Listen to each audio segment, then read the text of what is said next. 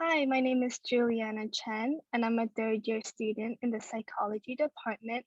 My faculty mentor is Kalina Mahalska, and today I will be presenting the current research titled "Does Fear Responding During Threat Conditioning Prospectively Predict Anxiety Symptoms in Latina Children?" Anxiety disorders are the most prevalent mental disorders affecting children and adolescents worldwide. While Pavlovian fear conditioning paradigms have been utilized as a valuable tool for the concurrent assessment of anxiety symptoms, use of these paradigms to prospectively assess development and maintenance of anxiety over time has been limited. Moreover, a majority of this work has been conducted with primarily treatment-seeking European American populations. The extent to which threat conditioning and anxiety are linked concurrently and longitudinally in a more diverse subclinical sample is unknown.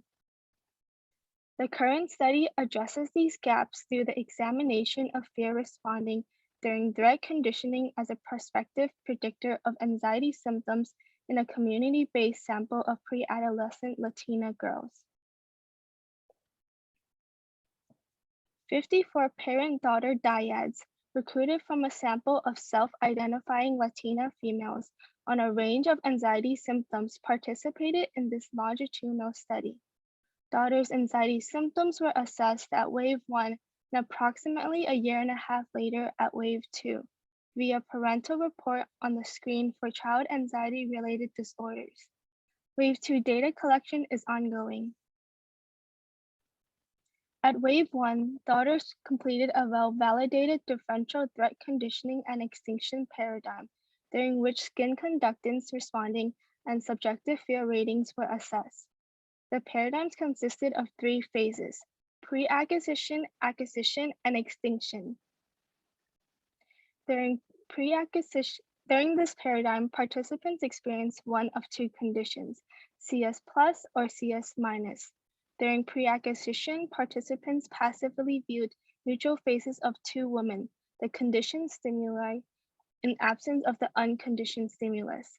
During acquisition, 1 woman, the CS plus, predicted the US, a 1-second image of a fearful face, accompanied by a loud aversive scream.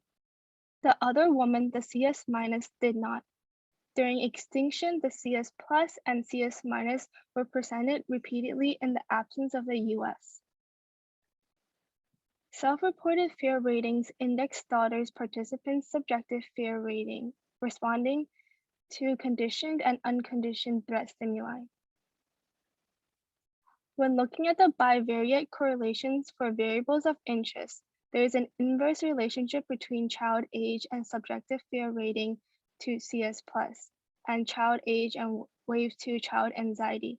In addition, there's a positive relationship between subjective fear rating of CS plus and wave 2 and child anxiety, all of which had a p-value of less than 0.05. A repeated measures analysis of variance testing the phase by CS type on subjective fear rating yielded a significant main effect of phase, CS type, as well as significant phase by CS type interaction. Follow-up paired sample t-test indicated greater subjective fear to CS plus relative to CS minus during acquisition and extinction, but not pre-acquisition.